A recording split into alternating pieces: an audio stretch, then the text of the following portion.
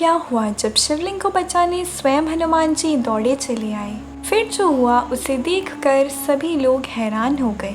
नमस्कार दोस्तों, हमारे YouTube चैनल में आप सभी का स्वागत है। दोस्तों, आज हम आपको हनुमान जी के चमत्कार की एक ऐसी सच्ची घटना सुनाने जा रहे हैं जिसे सुनकर आपकी आंखें फटी की फटी रह जाएंगी। जी हाँ दोस्तों, आपने सही सुना, और यह चमत्कार कहीं और का नहीं बल्कि उत्तर प्रदेश के इच्छापुरी में हुआ है। और यह सच्ची घटना हमें साझा की है यूपी के रहने वाले देवेंद्र सिंह जी ने। देवेंद्र जी बताते हैं कि वो अपनी छोटी बहन को लेकर बहुत चिंतित रहते थे। उनकी बहन की शादी की उम्र हो चुकी थी, पर कोई अच्छा रिश्ता उनके हाथ नहीं लगता था।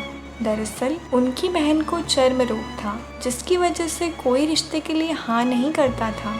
देवेंद्र ने अपनी बहन का इलाज भी बहुत जगह कराया, पर कोई रिजल्ट नहीं मिला। एक बार जब देवेंद्र जी के मोहल्ले वाले श्रावण मास की शिवरात्रि पर महादेव को कावड़ चढ़ाने इच्छापुरी मंदिर के लिए निकल रहे थे, तभी देवेंद्र को उनके एक पड़ोसी ने बताया कि यहाँ वर्ष में 2 बार मेला लगता है। मेले में कई राज्यों से हजारों की संख्या में श्रद्धालु आकर शिवलिंग पर जलाभिषेक एवं विशेष पूजा करते हैं। श्रावण मास की शिवरात्रि पर हजारों कांवड़िए हरिद्वार, गंगोत्री एवं गोमुख से गंगा जल लाकर महादेव को कावड़ चढ़ाते हैं। कहा जाता है यहाँ सच्चे मन से पूजा करने वालों की इच्छा पूरी हो जाती है।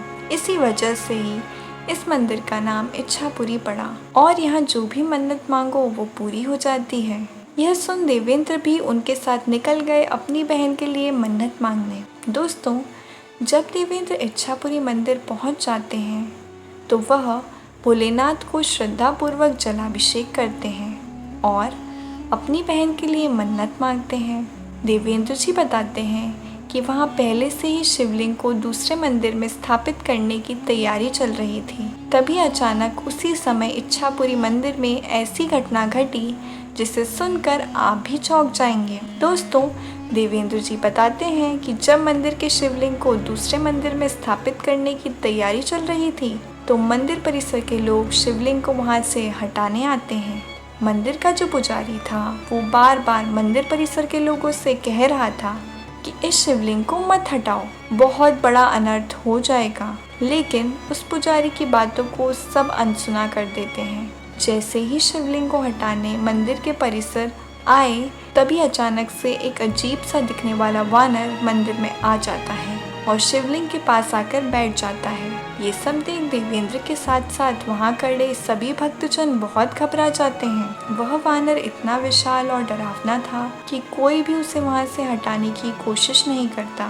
देवेंद्र जी बताते हैं कि मंदिर परिसर के लोग उस वानर को शिवलिंग के पास से हटाने के लिए बहुत कोशिश करते हैं, परंतु वह वानर वहाँ से 1 इंच भी नहीं हटा।